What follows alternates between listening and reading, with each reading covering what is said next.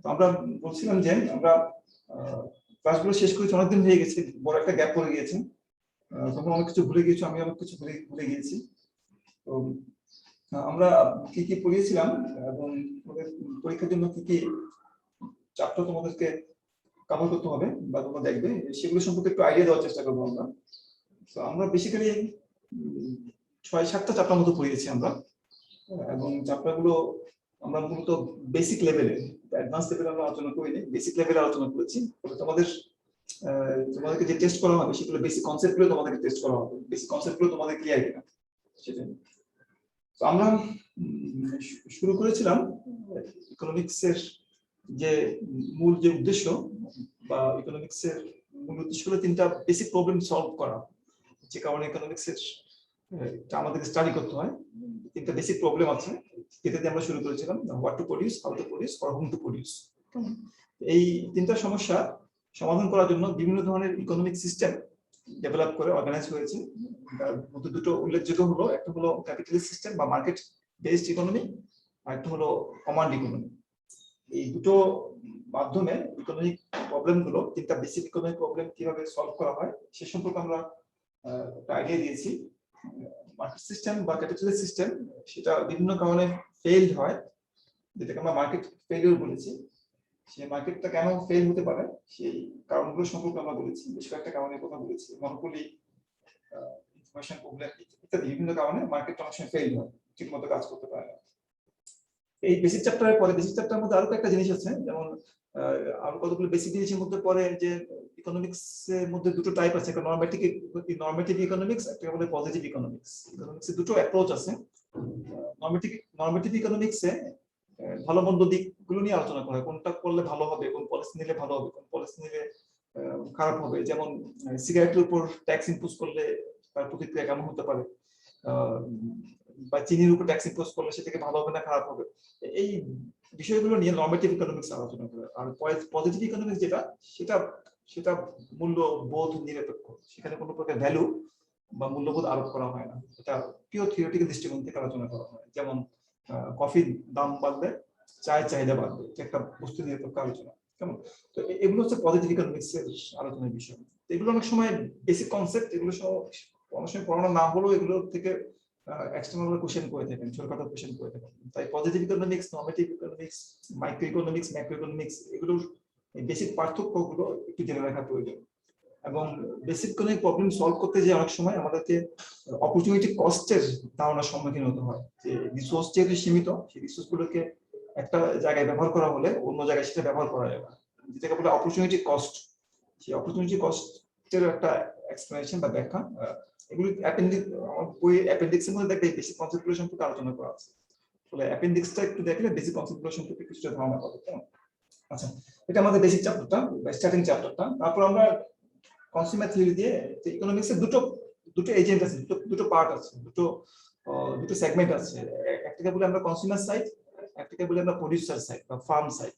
বা একটা হচ্ছে কনজিউমাররা মূলত কমোডিটির জন্য ডিমান্ড ক্রিয়েট করে, এটাকে আমরা ডিমান্ড সাইড বলি। আর ফার্মরা কমোডিটি সাপ্লাই ক্রিয়েট করে, এই জন্য এটাকে আমরা সাপ্লাই সাইড বলি। ডিমান্ড সাইড এবং সাপ্লাই সাইড এই দুটোকে আমরা আলোচনা করেছি বিভিন্ন চ্যাপ্টারের মাধ্যমে। তারপর দুটোকে আমরা কম্বাইন করে মার্কেটে নিয়ে এসেছি, বা মার্কেট সম্পর্কে কিছু আলোচনা করেছি। তো ডিমান্ড সাইডের মধ্যে আমরা এই ডিমান্ড বা কনজিউমার বিহেভিয়ার, যেটা অনেক সময় বলা হয়, ভোক্তারা কিভাবে আচরণ করে, বিভিন্ন দামে পণ্যের ক্রয়ের পরিমাণটা তারা কিভাবে নির্ধারণ করে, সেটাকে আমরা ব্যাখ্যা করেছি ডিমান্ড থিওরি দিয়ে। তো এই ডিমান্ড থিওরিতে পড়তে যে আমরা যে বেসিক জিনিসটা প্রথমে দেখেছি সেটা হলো যে law of demand. Law of ডিমান্ডটা মূলত দেখায় যে কোনো পণ্যের দামের পরিবর্তনের সাথে ওই পণ্যের চাহিদার পরিমাণের যে পরিবর্তন, সেটা সম্পর্কটা কেমন হয়। আমরা এটাকে বলছি একটা নেগেটিভ সম্পর্ক আছে বা একটা ঋণাত্মক সম্পর্ক আছে, কেমন? তাহলে ল অফ ডিমান্ড কি, এই ল অফ ডিমান্ডটা কেন কাজ করে, এটার পিছনে কি কি যুক্তি আছে, কি কি কারণে ল অফ ডিমান্ডটা কাজ করে, সেটা আমরা দেখিয়েছি। ল অফ ডিমান্ডটা কেন অনেক সময় কাজ করে না, অনেক সময় ল অফ ডিমান্ডটা ব্যতিক্রম হয়, যেটাকে আমরা গিভেন গুড কেস দিয়ে ব্যাখ্যা করেছি।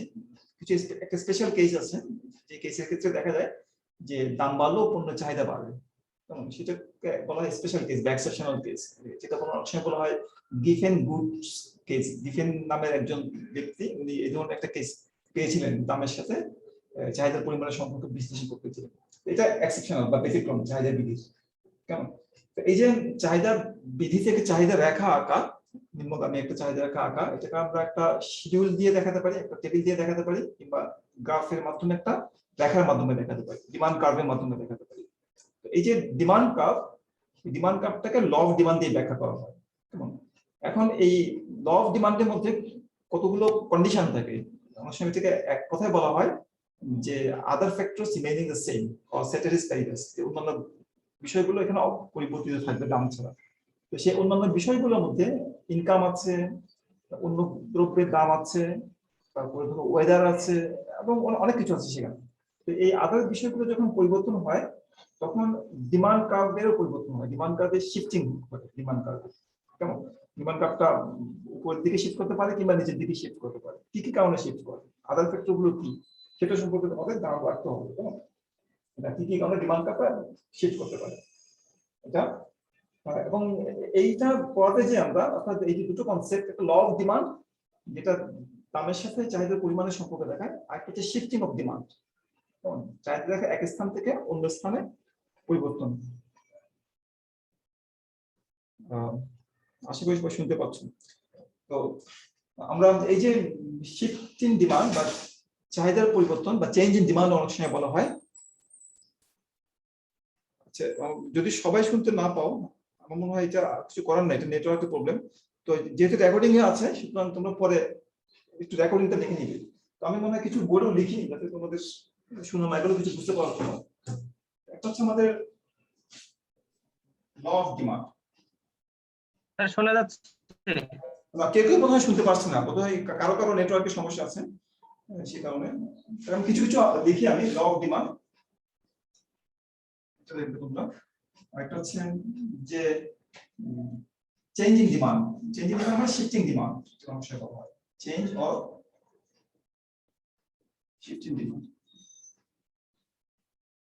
শিফটিং ডিমান্ড এই দুটোর মধ্যে changing demand, shifting demand and যেটা বলা হয় চেঞ্জ ইন কোয়ান্টিটি ডিমান্ড। দুটোর মধ্যে একটু পার্থক্য আছে, সেই পার্থক্যটুকু দেখবে। চেঞ্জেস ইন কোয়ান্টিটি ডিমান্ড,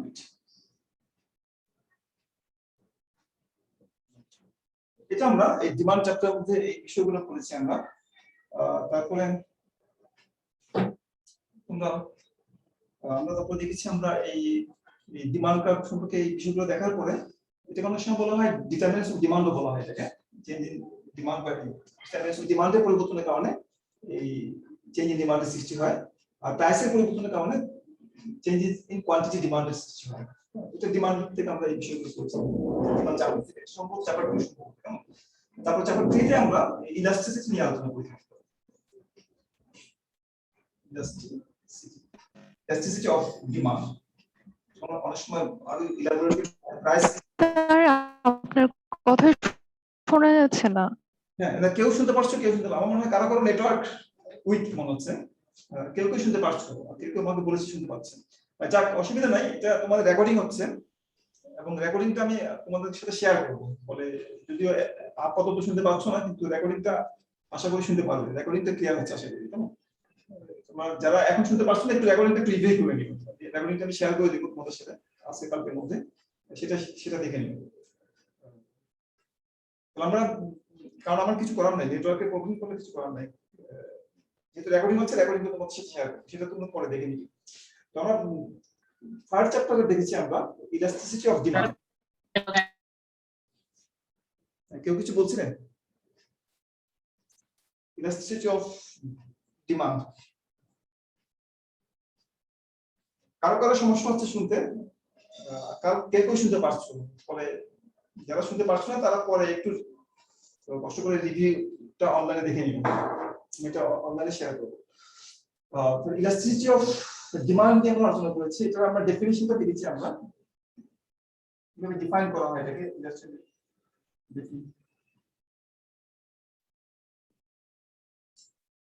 ডেফিনিশনটা দেখেছি আমরা, এবং এটা টাইপস গুলো সম্পর্কে আমরা আলোচনা করেছি, কি কি ধরনের ইলাস্টিসিটি আছে। টাইপসের মধ্যে আমরা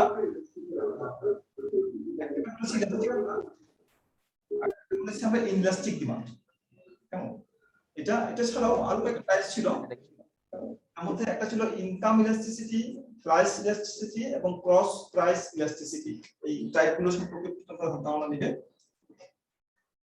ইনকাম ইলাস্টিসিটি এগুলো প্রত্যেকটাই ব্যবহার আছে বিভিন্ন কাজে। একটা হচ্ছে ক্রস প্রাইস ইলাস্টিসিটি,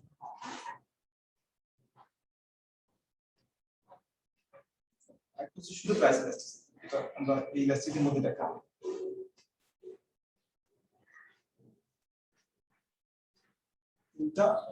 এবং আমরা এই ইলাস্টিসিটির সাথে রেভিনিউ একটা সম্পর্ক আছে, রেভিনিউ বা এক্সপেন্ডিচারের। যে আমরা একটা পণ্যের দাম যখন বাড়ে তখন একজন ভোক্তা ওই পণ্যের পিছনে তার যে টোটাল এক্সপেন্ডিচার বৃদ্ধি করে না হ্রাস করে, তার উপর ভিত্তি করে আমরা ওই পণ্যের স্থিতিস্থাপকতা সম্পর্কে জানতে পারি। তো এটাকে আমরা ব্যাখ্যা করি যে রিলেশন বিটুইন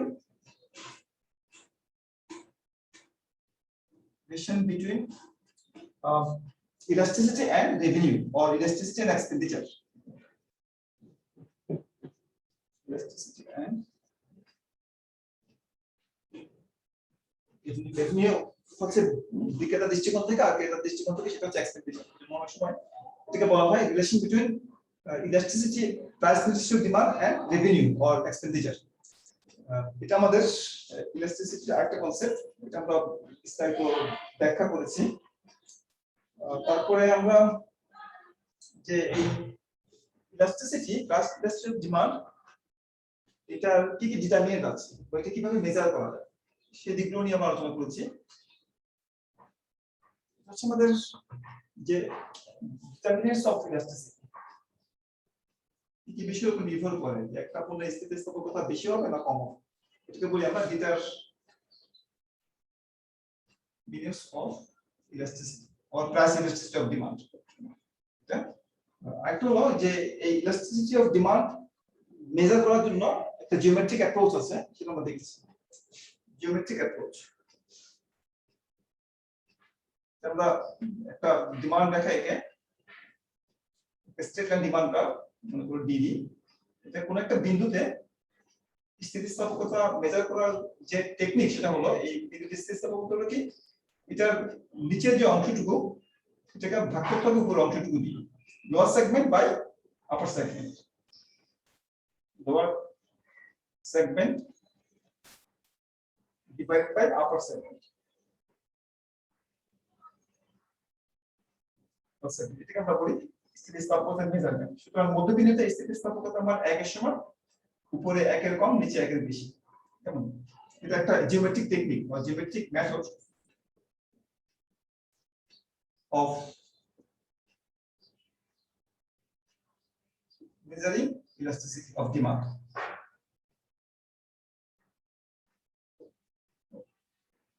এটা আমরা দেখেছি ইলাস্টিসিটি অফ ডিমান্ডে।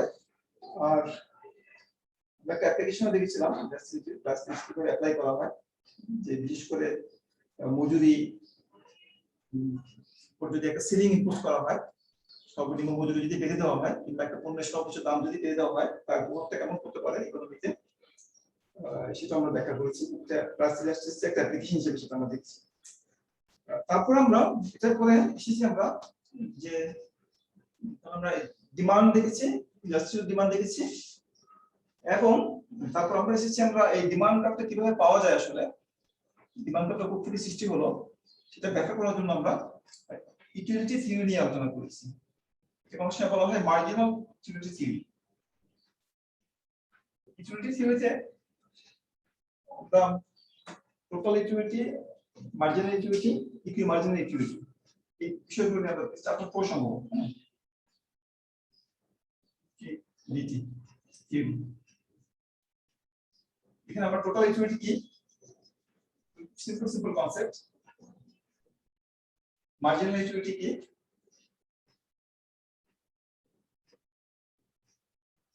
সেটা সম্পর্কে জেনেছি আমরা। মার্জিনাল ইউটিলিটি হলো শেষ এককের ইউটিলিটি। আমি 10টা একক পণ্য কিনলাম, একটা পণ্যের 10তম এককটা আমাকে কতটুকু উপযোগ দিচ্ছে সেটা হচ্ছে মার্জিনাল ইউটিলিটি। আর সবগুলো একক আমাকে যে পরিমাণ উপযোগ দিচ্ছে সেটা হলো টোটাল ইউটিলিটি। এই টোটাল ইউটিলিটি এবং মার্জিনাল ইউটিলিটি সম্পর্কে একটা তত্ত্ব আছে যেটাকে বলা হয় law of diminishing marginal utility. যখন একজন ব্যক্তি একটা দ্রব্যের ক্রয়ের পরিমাণ ক্রমাগত বাড়াতে থাকে তখন শেষ এককের প্রান্তিক উপযোগ বা প্রান্তিক উপযোগ ক্রমাগত কমে আসে। এটাকে বলা হয় ল অফ ডিমিনিশিং মার্জিনালিটি। অর্থাৎ মার্জিনালিটি কার্ভটা ডাউনওয়ার্ড স্লোপিং হয়, কিন্তু টোটাল ইউটিলিটিটা আপার স্লোপিং হয়। প্রথম দিকে ইনক্রিজিং নিতে পারে, তারপরে ডিক্রিজিং নিতে পারে, এক পর্যায়ে সেটা সর্বোচ্চে পৌঁছে তারপর সেটা কমতে শুরু করে। অর্থাৎ টোটাল ইউটিলিটি এবং মার্জিনালিটির মাঝে একটা সম্পর্ক আছে। এই ইউটিলিটি কনসেপ্ট ব্যবহার করে, বিশেষ করে মার্জিনাল ইউটিলিটি কনসেপ্ট ব্যবহার করে একজন ভোক্তা কিভাবে তার দ্রব্যগুলোকে পছন্দ করে বা কোন দ্রব্য কতটুকু কিনবে নির্ধারণ করে যাতে করে তার টোটাল ইউটিলিটি ম্যাক্সিমাইজ হয়। টোটাল ইউটিলিটি ম্যাক্সিমাইজেশন হচ্ছে ভোক্তার মূল উদ্দেশ্য। কনজিউমারের যে অবজেক্টিভ সেটা হলো যে টোটাল ইউটিলিটি ম্যাক্সিমাইজ করা। এই টোটাল ইউটিলিটি কিভাবে সে ম্যাক্সিমাইজ করবে সেটা ব্যাখ্যা করার জন্য এই থিওরি যারা দিয়েছেন তারা বলেন যে তারা একটা থিওরি দিয়েছেন যেটাকে বলা হয় law of equimarginal equity. Law of equi মানে সমান প্রান্তিক উপযোগ, equimarginal equity. Law of equimarginal equity, সমপ্রান্তিক উপযোগ বিধি, ল অফ ইকুইমার্জিনাল ইকুইটি। অর্থাৎ এই তত্ত্বটা বলে যে একজন ব্যক্তি বিভিন্ন দ্রব্য, তার যে সীমিত বাজেট আছে সেটা দিয়ে বিভিন্ন দ্রব্য এমন পরিমাণে কিনবে যাতে করে প্রতিটা দ্রব্যের প্রান্তিক উপযোগ সমান হয়। এটা একটু এটা সমান, যদি প্রতিটা দ্রব্যের দাম যদি 1 টাকা করে হয় তাহলে এই কথাটা সত্য, কিন্তু এক দ্রব্যের দাম যদি 1 টাকা হয় তাহলে এটাকে আমরা একটু অন্যভাবে বলি যে একজন ব্যক্তি তার সীমিত আয় দিয়ে প্রতিটা দ্রব্য বা বিভিন্ন দ্রব্য এমন ভাবে কিনবে যাতে করে প্রতি দ্রব্যের পিছনে ব্যয়িত অর্থের প্রান্তিক উপযোগ সমান হয়। একটু তখন প্রত্যেকটা দ্রব্যের দাম যদি 1 টাকা করে হয় তাহলে এটাকে খুব সহজে বলা যায় যে প্রত্যেকটা দ্রব্যের প্রান্তিক উপযোগ সমান হতে হবে। আর যদি বিভিন্ন দ্রব্যের দাম বিভিন্ন রকম হয়, যেটা সাধারণত হয়ে থাকে, সেক্ষেত্রে আমরা এই তত্ত্বটাকে এভাবে বলি যে the utility of the last unit of money spent on every commodity should be equal. প্রতিটা দ্রব্যের পিছনে ব্যয়িত অর্থের প্রান্তিক উপযোগ সমান হতে হবে। এটাকে আমরা ম্যাথমেটিক্যালি এভাবে লিখি যে আমি যদি একটা x দ্রব্য কিনি, x দ্রব্যের যে প্রান্তিক উপযোগ x এবং x দ্রব্যের যে দাম যদি ভাগ করে আমি, এটা হচ্ছে x দ্রব্যের পিছনে ব্যয়িত অর্থের প্রান্তিক উপযোগ। আমি এক্স দ্রব্য যে লাস্ট ইউনিটে কিনছি বা লাস্ট ডলার যে স্পেন্ড করছি, সেই টাকাটা যে ব্যয় করছি এক্স দ্রব্যের পিছনে, সেখান থেকে কতটুকু উপযোগ পাচ্ছি, এটাকে বলা হয় যে margin or utility of the last dollar spend on commodity x. এটা প্রত্যেক দ্রব্যের ক্ষেত্রে সমান হবে। এক্স এর ক্ষেত্রে যা হবে ওয়াই দ্রব্যের যে মার্জিন ইউটিলিটি সেটা ওয়াই দ্রব্যের দাম দিয়ে ভাগ করলে সেটা সমান হবে ডিভাইডেড। এটাকে বলা হয় ল অফ ইকুইমার্জিনাল ইকুইটি। আর যদি দ্রব্য থাকে সেগুলোর ক্ষেত্রে সেটা সমান হবে U N by N, N সংখ্যক দ্রব্য আছে। এটাকে বলা ল অফ ইকুইমার্জিনাল ইকুইটি। এটাকে আমরা একটা টেবিল দিয়ে আমরা ব্যাখ্যা করেছি যে এই কিভাবে একজন ব্যক্তি বিভিন্ন দ্রব্য দেওয়া থাকলে এবং বিভিন্ন দ্রব্যের মার্জিনাল ইকুইটি এবং দাম দেওয়া থাকলে কিভাবে একজন ব্যক্তি কোন দ্রব্য কতটুকু কিনবে সেটা আমরা সেখান থেকে বের করতে পারি। কেমন? এটা হলো আমাদের মার্জিনাল ইকুইটি সম্পর্কে ধারণা। এবং এই মার্জিনাল ইকুইটি একটা অ্যাপ্লিকেশন আছে, সেটা হলো water diamond paradox.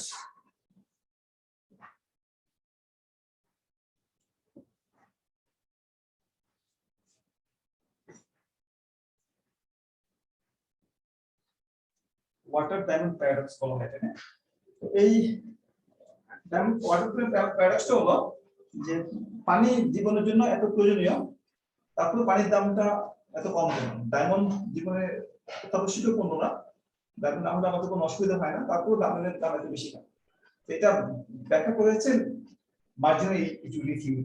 Marginal equity theory বলে, বিশেষ করে law of diminishing marginal equity theory, সেটা আমাদের বলে যে একটা দ্রব্য যত কম পরিমাণে থাকবে তার মার্জিনাল ইকুইটি তত বেশি হবে, একটা দ্রব্য যত বেশি পরিমাণে থাকবে তার মার্জিনাল ইকুইটি তত কম হবে। এবং পণ্যের দাম নির্ধারিত হয় এই মার্জিনাল ইকুইটি থিওরিজদের মধ্যে মার্জিনাল ইকুইটি দ্বারাই পণ্যের দাম নির্ধারিত হয়। যেহেতু ওয়াটার প্রচুর পরিমাণে পাওয়া যায়, ওয়াটারের মার্জিনাল ইকুইটি কম, তাই ওয়াটারের দামও কম। ডায়মন্ড যেহেতু খুব কম পরিমাণে পাওয়া যায় প্রকৃতিতে, তাই ডায়মন্ডের মার্জিনাল ইকুইটি বেশি এবং ফলে ডায়মন্ডের দামও বেশি। এটাকে এভাবে রিলেশন করা হয় ভারত। এটা হলো এই মার্জিনাল ইকুইটি থিওরি একটা অ্যাপ্লিকেশন। এটা ছাড়াও আমরা একটা অ্যাপ্রোচ আছে মার্জিনাল ইকুইটি অ্যাপ্রোচ ছাড়া, যেটাকে বলা হয় ইনডিফারেন্স কার্ভ অ্যাপ্রোচ। এখানে মূলত কার্ডিনাল ইউটিলিটি কনসেপ্টটাকে ব্যবহার করা হয়। কার্ডিনাল ইউটিলিটি মানে যেটাকে সংখ্যায় মাপা যায়, কার্ডিনাল ইউটিলিটি অ্যাপ্রোচ। একটা অ্যাপ্রোচ আছে যেটাকে বলে অর্ডিনাল ইউটিলিটি, যেটা প্রজেক্টকে মাপা যায় না কিন্তু র্যাঙ্কিং করা যায়। আমি বলতে পারবো যে দুটো আর্ম থেকে যে পরিমাণের প্রজেক্ট পাওয়া যায় সেটা একটা আর্ম থেকে প্রাপ্ত প্রজেক্টের চেয়ে বেশি, কিন্তু কতটুকু বেশি আমি বলতে পারবো না। এই ধরনের মেজারমেন্টকে বলা হয় অর্ডিনাল ইউটিলিটি বা অর্ডিনাল মেজারমেন্ট। এই অর্ডিনাল ইউটিলিটির মাধ্যমে আমরা ইনডিফারেন্স কার্ভ অ্যাপ্রোচ নিরপেক্ষতার একটা বিশ্লেষণ আমরা ব্যাখ্যা করেছি। Indifference curve, indifference curve approach.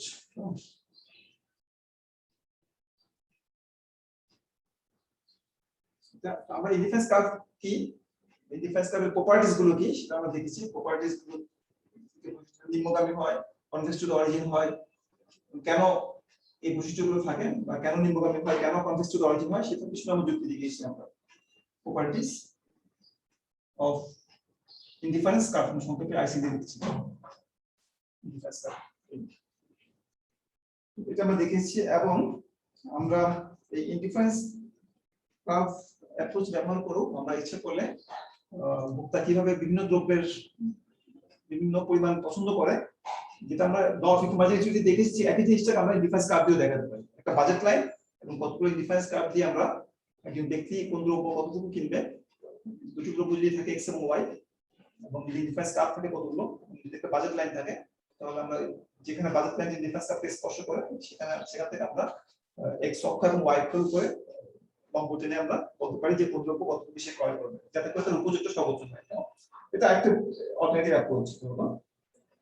এবং এখান থেকে আমরা এই ডিফারেন্স কার্ভ থেকে আমরা কয়েকটা কনসেপ্ট পাই। একটা হলো যে ইনকাম কনসাম্পশন কার্ভ, একটা হলো price consumption curve.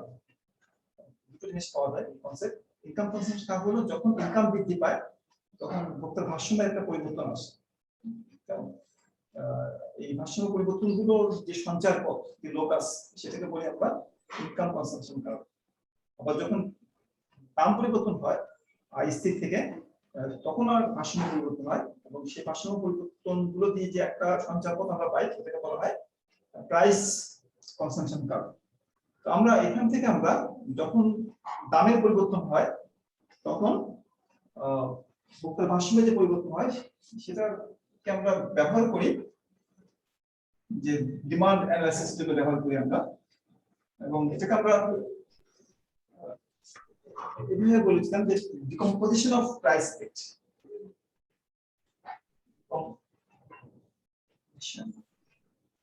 Price effect মানে দাম পরিবর্তনের কারণে ভোক্তার ভারসাম্যের যে পরিবর্তন, যে ক্রয়ের পরিবর্তন, প্রাইস ইফেক্ট। এটা আমরা দুটো ভাগে ভাগ করতে পারি ডিফারেন্স কার্ভ অ্যানালাইসিস অনুযায়ী। একটা হলো ইনটু ইনকাম ইফেক্ট, দাম পরিবর্তন হলে ভোক্তার নমিনাল ইনকামের পরিবর্তন না হলো, ইনকামের পরিবর্তন না হলেও তার পারচেসিং পাওয়ারের একটা পরিবর্তন হয়, দাম কমলে সে বেশি কিনতে পারে, যদিও তার ইনকামের কোনো পরিবর্তন হয়নি। এটাকে বলি আমরা ইনকামের রিয়েল ইফেক্ট। এই রিয়েল ইনকামটা বৃদ্ধির কারণে তার পণ্য পরিবর্তনটা করে আসে, যেটাকে বলি আমরা ইনকাম ইফেক্ট। আর দাম পরিবর্তনের কারণে দামের অনুপাতে একটা পরিবর্তন হয়ে যায়, যেহেতু একটা পণ্যের দাম পরিবর্তন হয়েছে অন্য পণ্যের দাম পরিবর্তন হয়নি, তাই দুটো পণ্যের দামের রেশিওর মধ্যে একটা পরিবর্তন চলে আসে। এই পণ্যের দামের অনুপাতের পরিবর্তনের কারণে ভোক্তা তার ক্রয়ের মধ্যে একটা পরিবর্তন আনে, যেটাকে বলা হয় সাবস্টিটিউশন ইফেক্ট। তাহলে এই প্রাইস ইফেক্টকে কিভাবে ইনকাম ইফেক্ট এবং সাবস্টিটিউশন ইফেক্টে ভাগ করা যায় তারও একটা ব্যাখ্যা আমরা দিয়েছি, income effect and substitution effect.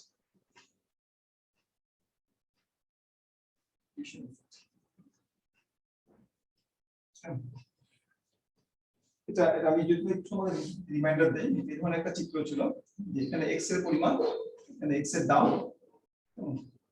এটা একটা বাজেট লাইন মনে করো, এটা ইনডিফারেন্স কার্ভ, এখানে ভারসাম্য নির্ধারিত হচ্ছে যে পরিমাণ সে এক্স কিনছে সমান পরিমাণ। এখন এক্স এর দাম কমে গেলে সে বেশি এক্স কিনতে পারবে যদি এক্স এর দাম কমে যায়, কেমন? ফলে এই নতুন বাজেট লাইনটা নতুন একটা ডিফারেন্স কার্ভের সাথে স্পর্শ হবে, মনে করো IC1 IC2, তাহলে তার ইনকাম পরিবর্তন হয়নি, কিন্তু যেহেতু এক্স এর দাম কমে গিয়েছে তাই সে এক্স বেশি কিনবে, সে আগেছে একটু পরিমাণ কিনবে। এই যে যে বেশি এক্স কিনছে দাম পরিবর্তনের কারণে এটাকে বলি আমরা প্রাইস ইফেক্ট বলি আমরা। এই প্রাইস ইফেক্টটাকে আমরা এই যে তার ইনকাম যে এটাকে বলে রিয়েল ইনকামের বৃদ্ধি। তো রিয়েল ইনকামের বৃদ্ধিটাকে স্থির রাখার জন্য আমরা করি কি ইনকাম এই রেখাটাকে প্যারালালি শিফট করে নিচের দিকে নিয়ে আসা থেকে আমরা শিফট করি। ইনকাম এই ইনকাম যেটা বৃদ্ধি পেয়েছে ইনকামটাকে স্থির রাখার জন্য রিয়েল ইনকামটাকে স্থির রাখার জন্য আমরা প্যারালালি শিফট করে নিচের দিকে নিয়ে আসি, যাতে করে এটা আগে ইনডিফারেন্স কার্ভের কে স্পর্শ করে, আগে ইনডিফারেন্স কার্ভ ভোক্তার কল্যাণকে পরিমাপ করে, কল্যাণকে দেখায়। আগে যে পরিমাণ কল্যাণ পেত এই ইনডিফারেন্স কার্ভ অনুযায়ী একই পরিমাণ কল্যাণ পাবে, তবে সে ভিন্ন পরিমাণ দ্রব্য কিনবে। এই যে তার রিয়েল ইনকামটা আমরা কেটে রাখলাম শুধুমাত্র দামের অনুপাতের পরিবর্তনের কারণে যে তার ক্রয়ের পরিবর্তন, এটাকে বলি আমরা সাবস্টিটিউশন ইফেক্ট বলে যেটা আমরা, আর বাকিটুকুকে বলি আমরা ইনকাম ইফেক্ট। তাহলে এই প্রাইস ইফেক্টকে আমরা সাবস্টিটিউশন ইফেক্ট এবং ইনকাম ইফেক্ট দুটো ভাগে ভাগ করতে পারি। এটা হলো আমাদের decomposition of price effect into income effect and substitution effect. কেমন? এটা আমরা ইনফ্লুয়েন্স কার্ভের মধ্যে এটা পড়বে আমাদের। তারপরে আমরা পড়েছি প্রোডিউসার সাইড, এটা কনজিউমার সাইড থেকে আমরা এই জিনিসগুলো দেখেছি আমরা। আর প্রোডিউসার সাইডে আমরা প্রোডাকশন দিয়ে শুরু করেছিলাম। প্রোডিউসার সাইডে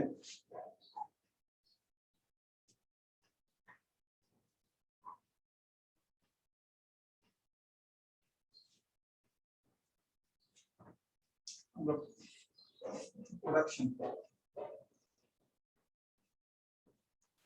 প্রোডাকশনের মধ্যে টোটাল প্রোডাক্ট, মার্জিনাল প্রোডাক্ট, অনেকগুলো কনসেপ্ট এখানে আমরা পড়েছি। মার্জিনাল প্রোডাক্ট কনজিউমারের সাথে মিল আছে, কনজিউমারের ক্ষেত্রে কিছু হচ্ছে, এখন হচ্ছে প্রোডাক্ট। কনজিউমারের ক্ষেত্রে বলে আমরা টোটাল ইউটিলিটি, মার্জিনাল ইউটিলিটি, এখানে বলি আমরা total product, marginal product, law of diminishing marginal productivity, অনেকগুলো মিল আছে। প্রোডাক্ট কতটা চলে আসে এখানে ইউটিলিটি পরিবর্তন, total product, marginal product, average product, এই বিষয়গুলো এখানে চলে আসে প্রোডাকশনের মধ্যে। সুতরাং আমরা এই প্রোডাকশনের ক্ষেত্রে যে বা টোটাল প্রত্যেকটা কার্ভের শেপ আছে বিভিন্ন রকম, শেপগুলো আমরা ক্লাসে বিস্তারিত আলোচনা করেছি। বিশেষ করে টোটাল প্রোডাক্ট কার্ভটা আমাদের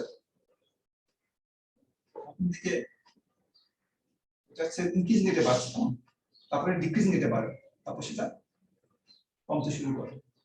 একটা ইউটিলিটির মতো, টোটাল ইউটিলিটির মতো। এগুলো আমরা টোটাল প্রোডাক্ট কার্ভ বলেছিলাম। এদিকে প্রোডাকশন দেখানো হয় টোটাল প্রোডাক্ট, এদিকে দেখানো হয় উপকরণ ব্যবহারের পরিমাণ, ফর এক্সাম্পল লেবার বা ইনপুট। তো এখান থেকে আমরা এভারেজ প্রোডাক্ট এবং মার্জিনাল প্রোডাক্ট কার্ভটা এখান থেকে আমরা আঁকতে পারি। মার্জিনাল প্রোডাক্ট হচ্ছে স্লোপ, স্লোপটা কিভাবে চেঞ্জ হচ্ছে। মার্জিনাল প্রোডাক্ট প্রথমে এখানে দেখো স্লোপটা 0 হয়ে গেছে, তার মানে এখানে মার্জিনাল প্রোডাক্টটা 0 হবে, এটা marginal product curve for example.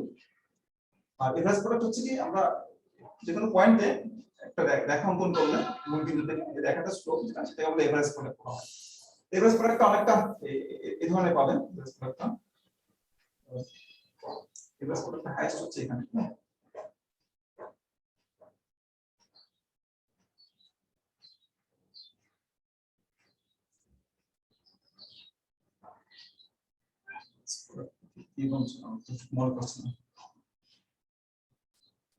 এখানে এভারেজ প্রোডাক্টটা হাইয়েস্ট এখানে।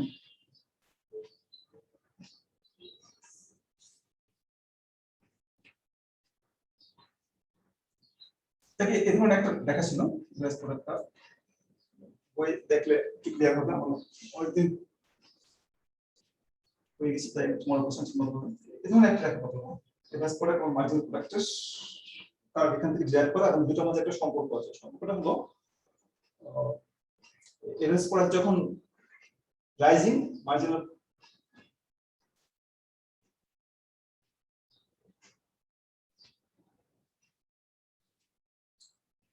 প্রোডাক্ট তখন রাইজিং, আর এভারেজ প্রোডাক্ট যখন ফলিং, মার্জিনাল প্রোডাক্ট ফল। তখন হয় এখানে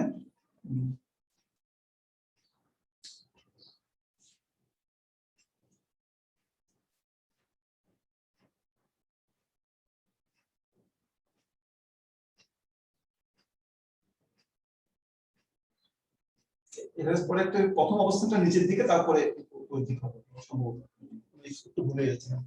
বা একটু বই দিকে ক্লিয়ার করে নিও। এভারেজ প্রোডাক্ট যখন rising, marginal profit is rising more than average product. এমন একটা ট্র্যাক পাওয়া যায় এভারেজ প্রোডাক্ট, তাকে তোমরা একটু ক্লিয়ার করে নিও ঠিক কথা বলতে। তাহলে এই যে আমরা average product, marginal product, total product এবং এগুলোর মাঝে কি ধরনের সম্পর্ক আছে এবং এগুলোর শেপ কেমন হয় সেগুলো আমরা দেখা করেছি।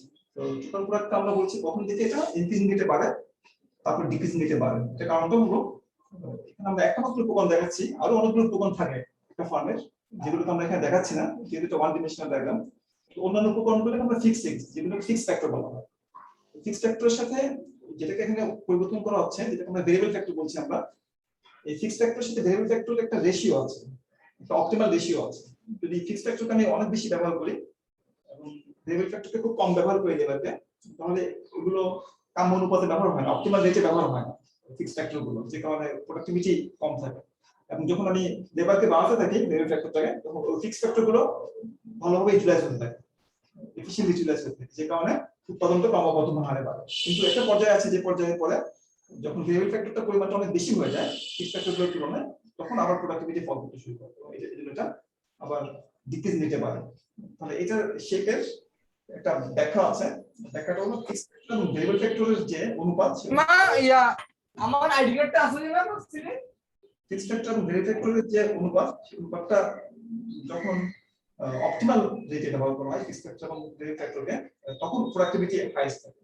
আর যখন ফিক্সড ফ্যাক্টর এবং ভেরিয়েবল ফ্যাক্টরকে যখন আমরা অসম অনুপাতে ব্যবহার করি, তখন যে ফ্যাক্টরটা বেশি ব্যবহার করা হচ্ছে সেটা ইনএফিশিয়েন্টলি ইউটিলাইজড হয় বা সেটা আন্ডার ইউটিলাইজড থেকে থাকে, যে কারণে উৎপাদন বৃদ্ধির প্রথম দিকে প্রোডাক্টিভিটি দ্রুত হারে বাড়ে, যেহেতু আমি ফিক্সড ফ্যাক্টরগুলোকে ভালোভাবে ব্যবহার করছি, এবং উৎপাদন বৃদ্ধির পরের দিকে যেহেতু এই ভেরিয়েবল ফ্যাক্টরটা খুব বেশি পরিমাণে ব্যবহার করা হচ্ছে ফিক্সড ফ্যাক্টরের তুলনায়, তাই প্রোডাক্টিভিটি ফল করে দেবে। এটা হলো আমাদের টোটাল প্রোডাক্ট এর ব্যাখ্যা আমাদের। এভাবে আমরা যখন আমরা এখানে টোটাল প্রোডাক্টের শেপটা ব্যাখ্যা করেছি, এভারেজ প্রোডাক্টের সাথে মার্জিনাল প্রোডাক্টের যে রিলেশনশিপ সেটা ব্যাখ্যা করেছি, এবং আমরা প্রোডাকশনের সাথে আরেকটা জিনিস আমরা আলোচনা করেছি, সেটা হচ্ছে কস্ট। ফার্মের স্যার এখানে প্রোডাকশন থেকে একটা প্রশ্ন ছিল, সেটা হচ্ছে আমরা প্রোডাকশনের যে তিনটা স্টেজ দেখতাম, যে স্টেজ 1, স্টেজ 2, স্টেজ 3, যেখানে স্টেজ 2 তে হচ্ছে প্রোডাকশনটা সবচেয়ে ভালো হতো। এখন স্টেজ 2 এর প্রোডাকশনটা সবচেয়ে ভালো হতো, ভালো কথা, কিন্তু এরপরে আরেকটা জায়গা ছিল যে প্রোডাকশনটা স্টেজ 2 এর ডান পাশে ভালো হবে না বাম পাশে ভালো হবে, মানে 2 আর 3 এর কাছাকাছি ভালো হবে না 2 আর 1 এর কাছাকাছি ভালো হবে, ওই জায়গাটা ওটা নির্ভর করে কিসের উপরে? ওটা নির্ভর করে উপকরণের দামের উপর। হ্যাঁ, ওটা নির্ভর করে কিছু। যদি আমার আচ্ছা, লেবারটা যদি ফ্রি হয়, ফর এক্সাম্পল, লেবার ফ্রি হলে আমি একেবারে শেষ পর্যন্ত ব্যবহার করবো লেবারটা যদি আমি ব্যবহার করবো। আর তখন 3 এর কাছাকাছি এটা যদি খুব এক্সপেন্সিভ হয়, একটু আলাদা ফ্যাক্টর, আমি এদিকে লেবারটা কম ব্যবহার করবো।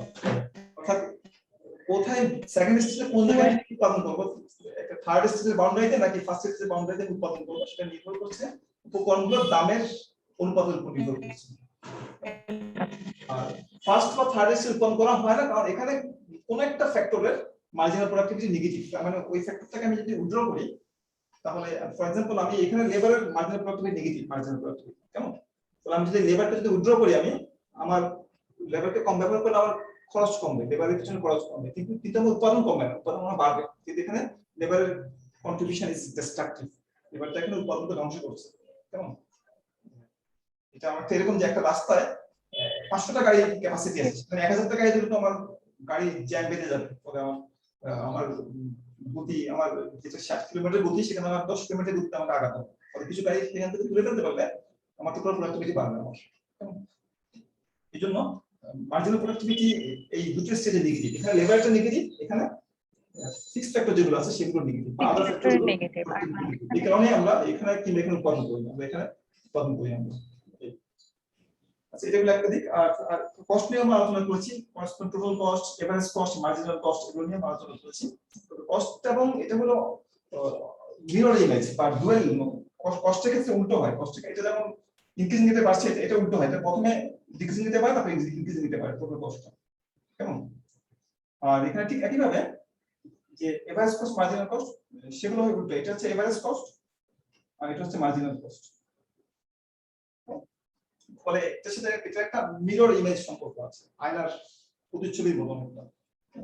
তো আমরা total cost, marginal cost, average cost, বিভিন্ন ধরনের কস্ট নিয়ে আমরা আলোচনা করছি। আমরা average variable cost, total fixed cost, এই সকল বিভিন্ন ধরনের কস্ট, বিভিন্ন কস্ট এবং সেগুলো শেপ কেমন হয় সেগুলো পিছনে দেখা যায়, সেগুলো নিয়ে আমরা আলোচনা করেছি আমরা। কেমন? তারপর আমরা এই কস্ট এবং এই টোটাল প্রোডাক্ট থেকে এখানে আরেকটা কনসেপ্ট আছে। এখানে কনসেপ্টের ক্ষেত্রে যেরকম আমরা ইনডিফারেন্স কার্ভ কনসেপ্টটা ব্যবহার করি, পরিস্থিতির ক্ষেত্রে এক ধরনের একটা সিমিলার কনসেপ্ট আছে যেটাকে বলা হয় আইসো কোয়ান্ট বলা হয়, সম উৎপাদন রেখা। ভোক্তার ক্ষেত্রে হচ্ছে নিরপেক্ষ রেখা বা সমোপযোগ রেখা, আর উৎপাদকের ক্ষেত্রে হচ্ছে সম উৎপাদন রেখা, আইসো কোয়ান্ট বলা হয় যেটাকে। আইসো কোয়ান্ট অনেকটা ইনডিফারেন্স কার্ভ মতো দেখতে, তবে দুটোর মাঝে কিছু পার্থক্য আছে। এবার ইনডিফারেন্স কার্ভটা সবসময় ডাউন স্লোপিং হয়, কখনো আপার স্লোপিং হতে পারে না। কিন্তু আইসো কোয়ান্ট যেগুলো আছে, আইসো কোয়ান্ট দেখানো হয় মূলত দুটো উপকরণের যদি ক্যাপিটাল যদি দেই বা লেবার দেই, এই ক্যাপিটাল দিয়ে আমি, তাহলে লেবার ক্যাপিটাল ব্যবহার করে একই পরিমাণ উৎপাদন পাওয়া যায় যে সম্বন্ধের উপর থেকে লেবার ক্যাপিটালের, সেটাকে আইসো কোয়ান্ট বলা হয়। আইসো কোয়ান্ট সম উৎপাদন দেখা, কোয়ান্টিটি উৎপাদন দেখা আইসো মানে সমান। আইসো কোয়ান্ট গুলো বৈশিষ্ট্য হলো যে এটা একটা পর্যায়ে এটা ঊর্ধ্বগামী হয়ে যায়, এখানে একটা পর্যায়ে এটা আপার স্লোপিং হয়ে যায়, যেটা ইনডিফারেন্স কার্ভের ক্ষেত্রে হয় না। ইনডিফারেন্স কার্ভের ক্ষেত্রে সবসময় সেটা ডাউন স্লোপিং হয়। কিছু মিল আছে, উপরে আইসো কোয়ান্ট হায়ার প্রোডাকশন দেখায়, নিচে আইসো কোয়ান্ট লোয়ার প্রোডাকশন দেখায়। তো এই আইসো কোয়ান্ট এবং বাজেট লাইন বা আইসো কস্ট লাইন, দুটো মাধ্যমে আমরা কি করতে পারি যে সর্বনিম্ন কস্টে যে এই পরিমাণ উৎপাদন করার জন্য যদি আই কিউ অর কিউ যদি আমাদের 10 হয়, এই পরিমাণ উৎপাদন করার জন্য বিভিন্ন খরচ, এগুলোকে আমরা কস্ট লাইন বলা হয়, কস্ট লাইন বলা হয়। কেমন?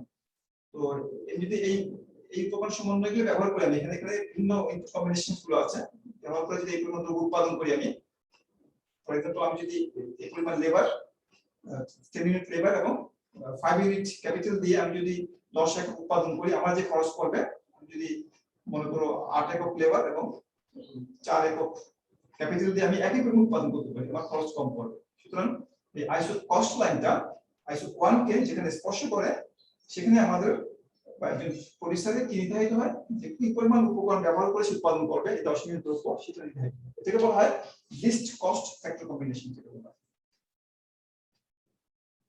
List cost factor combination.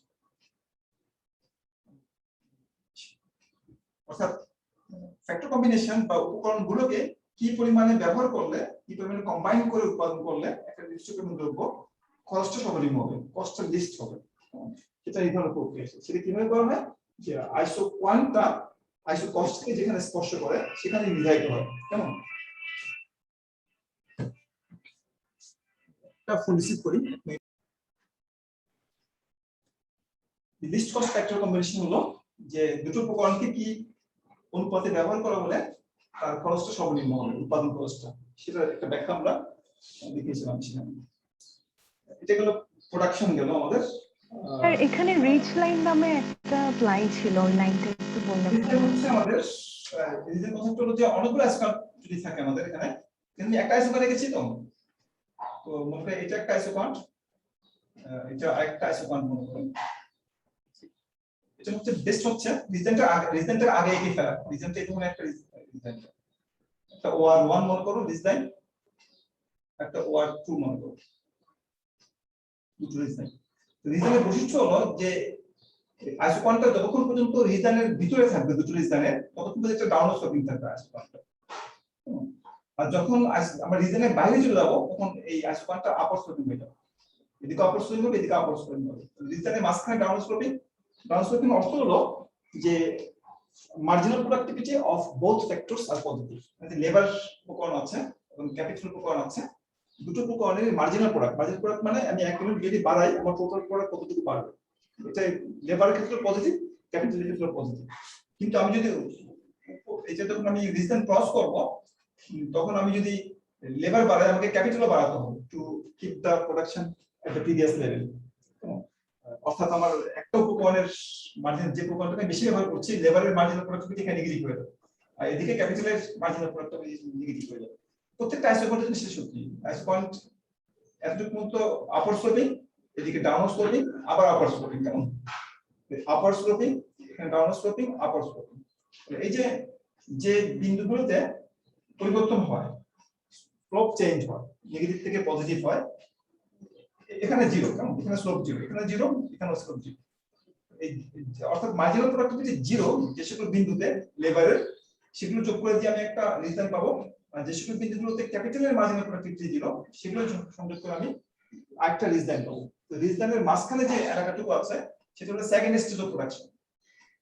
Second স্টেজে বলেছি আমরা দুটো উপকরণের মার্জিনাল প্রোডাক্টিভিটি পজিটিভ। সুতরাং রিজল্টের মাঝখানে যে এলাকাটুকু আছে সেই এলাকাটুকুতে এটা অনেকটা উৎপাদনের যে সেকেন্ড স্টেজ ছিল, সেই সেকেন্ড স্টেজের সাথে এটা সঙ্গতিপূর্ণ। আর এটা হচ্ছে ফার্স্ট কিংবা থার্ড স্টেজ, এটাও ফার্স্ট কিংবা থার্ড স্টেজের সাথে সঙ্গতিপূর্ণ। এটা আমাদের রিজল্টের কনসেপ্ট প্রোডাকশনের ক্ষেত্রে। তো এই হলো আমাদের প্রোডাকশন ফাংশন। তারপরে মনে হয় আমরা লিনিয়ার প্রোগ্রামিং এ চলে গিয়েছি। তো সেখানে আমরা লিনিয়ার প্রোগ্রামিং এ কিভাবে গ্রাফিক্যালি সলভ করা যায় টু ডিমেনশনাল প্রোগ্রামগুলোকে ম্যাক্সিমাইজ বা মিনিমাইজ করা যায়, সেগুলো নিয়ে আমরা আলোচনা করছি। সেগুলো তোমরা একটু দেখবে, এগুলো যে রেফারেন্স দিয়েছি সেগুলো দেখবে। আর একটা আমরা পড়েছি সিমপ্লেক্স মেথড লিখেছি আমরা, সিম্পল টাইপের সলিউশন, জটিল সলিউশন না, প্রসেসটা জানলেই হবে। অ্যাটলিস্ট উত্তর না মিললেও কোনো অসুবিধা নাই, স্টেপগুলো যদি ঠিকমতো করতে পারো সেটার জন্য মার্কসের একটা মেজর কোশ্চেন পাওয়া যায়। উত্তর মিলার জন্য হয়তো আর একটু ভালো মার্কস থাকে, কিন্তু না মিললেও মার্কস পাওয়া যায় যদি তুমি স্টেপগুলো ঠিকমতো এক্সপ্লেইন করতে পারো বা ব্যবহার করো সেটা। তারপর আমরা ডুয়ালিটিও দেখেছি, আমরা যে একটা প্রবলেমের ডুয়াল প্রবলেমটা কিভাবে উপস্থাপন করতে হয়, সেগুলো কিভাবে ব্যাখ্যা করতে হয় ভেরিয়েবলগুলোকে সেটা দেখেছি আমরা। এবং আমরা ইনপুট আউটপুট মডেলের কিছু আলোচনা করেছি আমরা। ইনপুট আউটপুট মডেল হচ্ছে একটা অ্যাডভান্স অ্যানালাইসিস হলো লিনিয়ার প্রোগ্রামিং অ্যানালাইসিস। দুটোর মধ্যে মিল আছে কিছুটা। ইনপুট আউটপুট মডেল আমরা প্রথম দিকে আলোচনা করেছিলাম। তারপর আমরা প্ল্যানিং নিয়ে আলোচনা করেছি, সেই দিকে আমরা ইকোনমিক প্ল্যানিং কি জিনিস, এই প্ল্যানিং এর গুরুত্ব কি, কেন প্ল্যানিং করা হয়, এবং কি কি ধরনের প্ল্যানিং আছে, বিভিন্ন ধরনের প্ল্যানিং সম্পর্কে আমরা আলোচনা করেছি আমরা। এই তো প্ল্যানিং এর মধ্যে একটা মডেল ছিল না, হ্যারার ডোনার মডেল, ওটা নিয়ে একটু বলুন। হ্যারার ডোনার মডেল হচ্ছে এটা একটা টেকনিক প্ল্যানিং এর, কেমন আরো অনেকগুলো মডেল আমি ভুলে গেছি কিন্তু পড়ানো হয়েছে সেখানে, তিন চারটা মডেল ছিল। বিভিন্ন ধরনের প্ল্যানিং সম্পর্কে একটু বেসিক কনসেপ্ট জেনে রাখবে, কি কি ধরনের মডেল আছে। হ্যারার ডোনার হচ্ছে একটা টাইপ, কেমন হ্যারার ডোনার আরো কয়েকটা টাইপ ছিল বলে মনে করছে না। মনে হয় এগুলোই তোমাদের দেখলে হবে। আর কোনো প্রশ্ন আছে কিনা দেখো। স্যার অপরচুনিটি কস্ট কাকে বলে? অপরচুনিটি কস্ট এটা প্রথম দিকে চলে আসবে তোমাদের, প্রথম দিকে পড়ানো যখন আমরা বেসিক ইকোনমিক প্রবলেম গুলো পড়াচ্ছিলাম, তিনটা basic economic problem, part to produce, how to produce, how to produce, এই তিনটা প্রবলেমের পিছনেই কাজ করে অপরচুনিটি কস্ট। অপরচুনিটি কস্ট হলো যেহেতু আমাদের রিসোর্সটা লিমিটেড, সম্পদ যেহেতু সীমিত, এই সীমিত সম্পদ দিয়ে আমাদের ডিসাইড করতে হবে আমরা কি উৎপাদন করব। সবকিছু উৎপাদন করা যাবে না, কেমন। তো অপরচুনিটি কস্ট হলো একটা দ্রব্য উৎপাদন করতে গেলে আমাকে অন্য দ্রব্য উৎপাদন স্যাক্রিফাইস করতে হয়। অন্য হয়তো আমি অনেক কিছু করার সুযোগ আছে, আমি আমার 1 একর জমি আছে, আমার 1 একর জমি দিয়ে আমি 3 মণ ধান উৎপাদন করতে পারি। আমার একটা জমি আছে, একটা সীমিত সম্পদ, 1 একর ল্যান্ড। এখানে আমি কি করতে পারি, এখানে আমি আইদার আমি সেখানে 5 মণ 5 কেজি রাইস প্রডিউস করতে পারি এখানে আমি, অথবা আমি সেখানে আমি মনে করো 10 কিলো কেজি দিয়ে এখানে 10 কিলো আমি পটেটো প্রডিউস করতে পারি। কিংবা আমি এখানে এটাকে আমি পুকুর খনন করে আমি এখানে ফিশ প্রোডাকশন করতে পারি, 7 কেজি ফিশ প্রোডাকশন করতে পারি এখানে আমি পুকুর খনন করে। কিংবা এখানে ইন্ডাস্ট্রি করে আমি এখানে আমি 5টা শার্ট প্রডিউস করতে পারি এখানে আমি। আর কিছু করা যায় সীমিত সম্পদ দিয়ে। তো আমি একটা কাজ করবো, একটা করবো, আমি রাইস প্রোডাকশন করলাম, আমি এটা প্রোডাকশন করতে পারবো না, এগুলো আমি কোনোটাই করতে পারবো না। আমি যদি রাইস প্রোডাকশন করতে চাই, আমাকে এগুলো কোনোটাই করা যাবে না। রাইস প্রোডাকশন করে মনে করো ধান উৎপাদন করে সেখান থেকে আমি পাচ্ছি মনে করো 100 টাকা পাচ্ছি, যেগুলো সিম্বলিক, এগুলো প্রকৃত চিত্র না, 100 টাকা পাচ্ছেন রাইস প্রোডাকশন করে।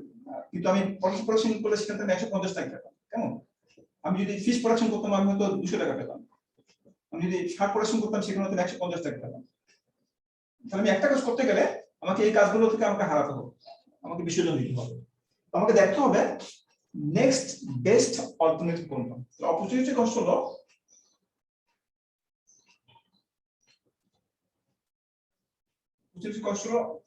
যে স্যাক্রিফাইসিং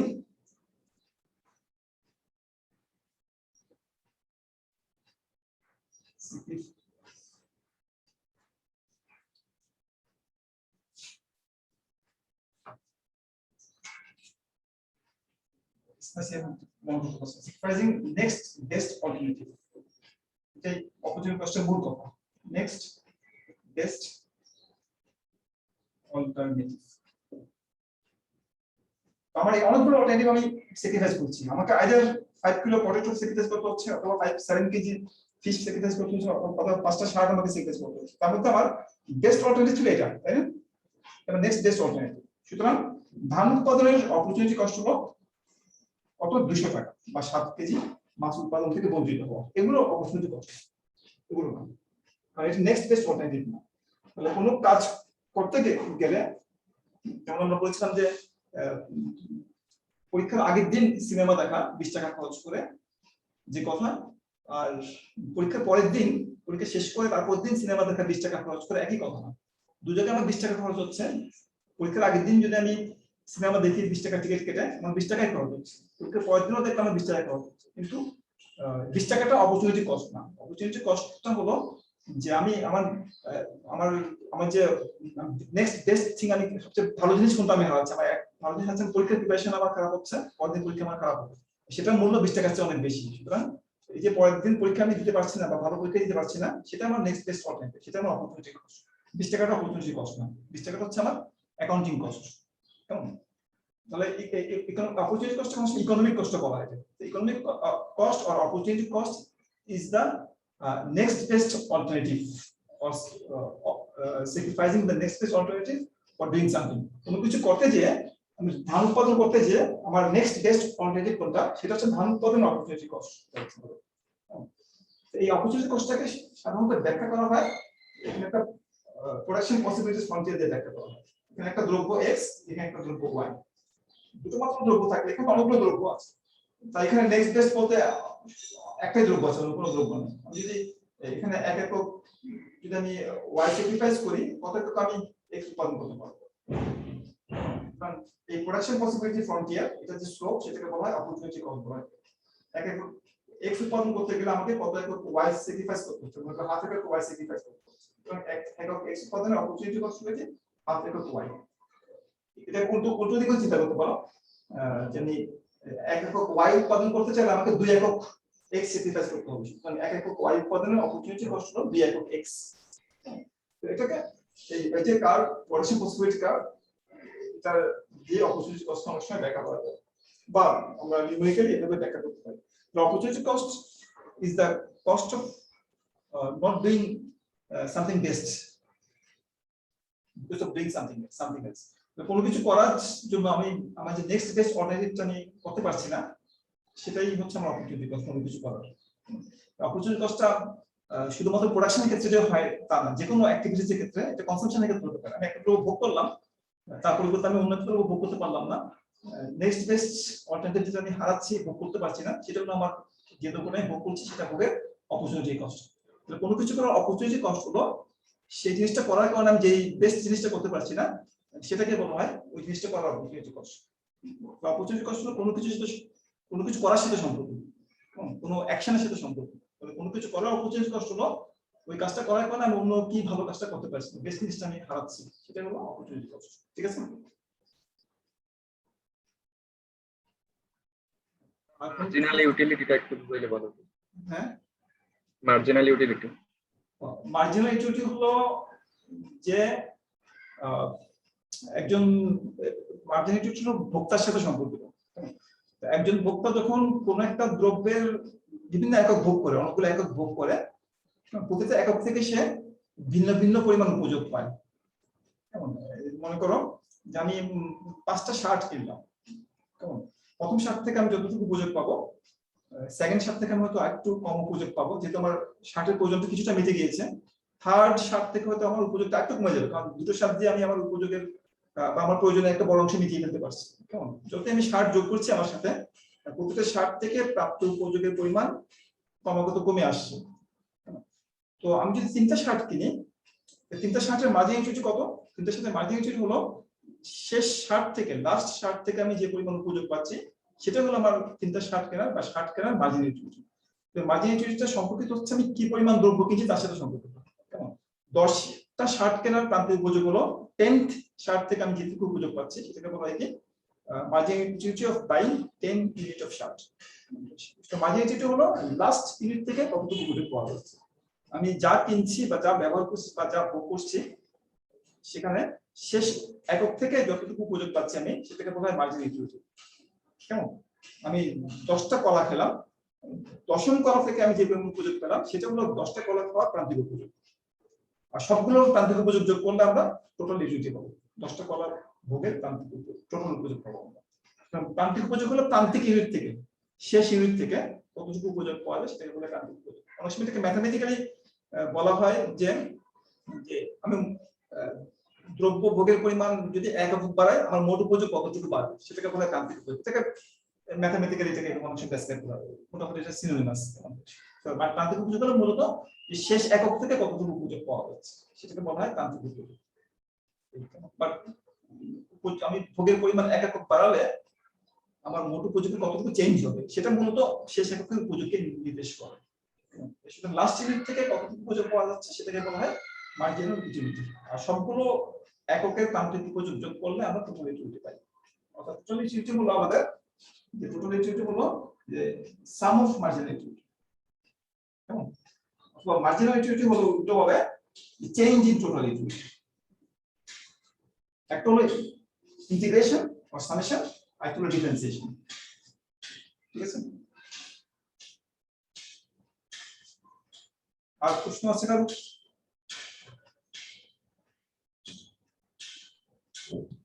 আমি কি শেষ করতে পারি? হ্যাঁ বলো স্যার। হ্যালো। হ্যাঁ বলো, শুনছি বলো। আচ্ছা স্যার, আমাদের সিটি আর অ্যাটেন্ডেন্সের মার্কস গুলো কিভাবে কাউন্ট করবেন? ওগুলো জমা দিয়েছি আমি, যেগুলো তোমাদের পেয়েছি কি বলে, একটা তোমার অ্যাটেন্ডেন্স ছিল আগেরটা তাই না, এবং যেটা ক্লাস যখন নিয়েছি আর তখন ক্লাস নিয়ে পাই যখন আমি তোমাদের কি বলে এই অনলাইনে ক্লাস নিয়েছি, সেগুলো আমার রেকর্ডিং ছিল আমার কাছে। কেমন? Attendance recording. তো ওখানে সমস্যা হচ্ছে অনেকে আইডি দেওয়া নেই, অনেকে নাম দিয়েছে, কিন্তু কারণ শুধু নাম দেখে আইডি খুঁজে পাওয়া মুশকিল। তো আমি এগুলো জমা দিয়েছি তোমার ডিপার্টমেন্টে, এবং জমা দেওয়ার সময় বলেছি যাতে করে ফিজিক্যাল যে ক্লাসগুলো করা হচ্ছে সেটাকে যেন ইম্পর্টেন্স দেওয়া হয় অ্যাটেন্ডেন্সের ক্ষেত্রে। তো এটা তোমাদের ডিপার্টমেন্টে দিবে, এটা আমি জমা দিয়েছি আমার এগুলো অ্যাটেন্ডেন্স শিটগুলো আমি জমা দিয়েছি তোমাদের ডিপার্টমেন্টে। তোমাদের ডিপার্টমেন্ট সেটা যেভাবে ক্যালকুলেট করে সেটা আর সিটি মার্কস ক্লাস টেস্ট তোমাকে আমাকে দিয়েছো না ক্লাস টেস্ট? না স্যার, আমরা তো একটাও দিই নাই। আমি তো প্রশ্ন পাঠিয়েছিলাম বোধহয়, একটা প্রশ্ন তোমাদেরকে দিয়েছি, আমি ডেভেলপমেন্টে পড়াতাম ওদেরকে দিয়েছি, ওরা তোমাকে জমা দিয়েছে ডেভেলপমেন্ট। স্যার একটা অ্যাসাইনমেন্টের জন্য দিছিলেন, আপনি বলছিলেন ভার্সিটি স্কুলে জমা দিতে। ওটা তোমরা জমা দাও না, ওটা তোমরা কাইন্ডলি জমা দিয়ে দিও, আমার ডিপার্টমেন্টে জমা দিয়ে দিও। কখন দিব? পরীক্ষার আগে দিয়ে দিও, পরীক্ষার আগে। ঠিক আছে? তোমরা না পারলে একজন, না পারলে একজনের বাকিগুলো নিয়ে একসাথে আমার ডিপার্টমেন্টে জমা দিয়ে আমাকে দিতে বলবো আর কি। আমি পেয়ে যাবো সেখানে। আচ্ছা স্যার, ঠিক আছে। আর কোনো প্রশ্ন আছে? ক্লাসের রেকর্ডের ভিডিওগুলো আছে, ভিডিও দেওয়া যাবে। ও ভিডিওগুলো আমি ওটা আমি ইনঅ্যাক্টিভ করে দিয়েছি। ওগুলো কি এখন লাগবে তোমাদের ভিডিওগুলো? হ্যাঁ স্যার, ভিডিওটা ভালো স্যার। লাগবে।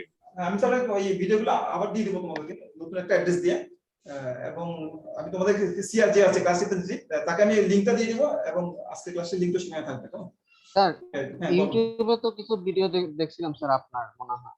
হ্যাঁ ওগুলো আমি এখন লিংকটা শুনে করব, ইনঅ্যাক্টিভেট করে দিয়েছি আর কি। আমি আবার অ্যাক্টিভেট করে দিব, একটা অ্যাড্রেসটা আমি চেঞ্জ করে দিব তোমাদের, ওটা আমি আবার দিয়ে দেব লিংকটা। ঠিক আছে? জি স্যার। তাহলে ঠিক আছে। আর কোনো প্রশ্ন আছে?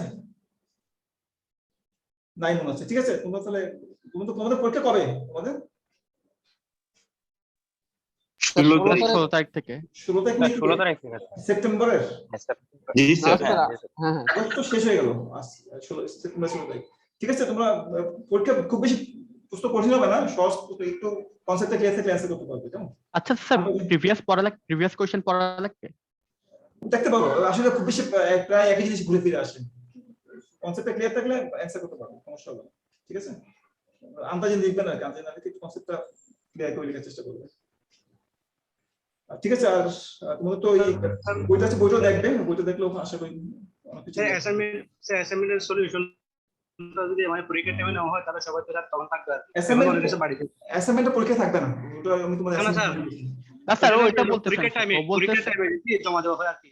হ্যাঁ, জমা দিবে তোমরা তোমাদের মতো করে জমা দিবে, হাতে লিখে টাইপ করবে না, অবশ্যই হাতে লিখে, সবাইকে হাতে লিখে জমা দিতে হাতে হবে। লিখে স্যার, হাতে লিখে স্যার। হ্যাঁ। মানে পরীক্ষার সময়টুকু আর কি, মানে ওই টাইমে সবাই তো চট্টগ্রাম থাকবে তখন। হ্যাঁ, বুঝতে পারিনি। আচ্ছা আচ্ছা, ঠিক আছে। তোমরা স্যার, ও বলতেছে মানে স্যার অ্যাসাইনমেন্টটা যদি আমরা পরীক্ষার সময় জমা দিতাম তাহলে সুবিধা হতো। এখন ধরেন স্যার অনেকে তো চিটাং এর না, আমি বাইরে বলছি, আছে। এই জন্য বলছি সবাইকে আসার দরকার নাই, তোমাদের যে কোনো একজন প্রতিনিধি বাকিদের গুলো কালেকশন করে দিতে পারো, আচ্ছা করবে। না স্যার, এখন বাকিদের তো আমরা কেমনে কালেক্ট করবো? হ্যাঁ, স্যার অনেকে চিটাং এর বাইরে, তো ওইটা বলতেছে। ঠিক আছে, অসুবিধা নেই, পরীক্ষার সময় দিলে হবে, আমি এগুলো পরীক্ষার পর দেখবো, সমস্যা নেই। আচ্ছা স্যার, তাহলে আমরা পরীক্ষার সময় দিব হ্যাঁ, আপনাকে। পরীক্ষার দিনে দিয়ে দিও, যারা দিতে পারবে না পরীক্ষার দিন দিয়ে দিও, আর যারা পারো তারা দিয়ে ফেলতে পারো, আগে দিতে পারো বা পরীক্ষার দিনও দিতে পারো, সমস্যা নেই। কারণ তোমাদের এগুলো পরীক্ষা পড়ে দিলে রেজাল্ট হয়ে গেলে তখন এগুলো আমি ইয়ে করতে পারবো না। তাহলে পরীক্ষার দিন দিয়ে দিও, ঠিক আছে? পরীক্ষা চলাকালীন সময় দিয়ে দিও কোনো এক সময়। ঠিক আছে স্যার। আচ্ছা স্যার, ঠিক আছে। আচ্ছা ঠিক আছে, হ্যাঁ তোলা গেছে। আসসালামু আলাইকুম। আচ্ছা, আসসালামু আলাইকুম স্যার। আসসালামু আলাইকুম। আচ্ছা।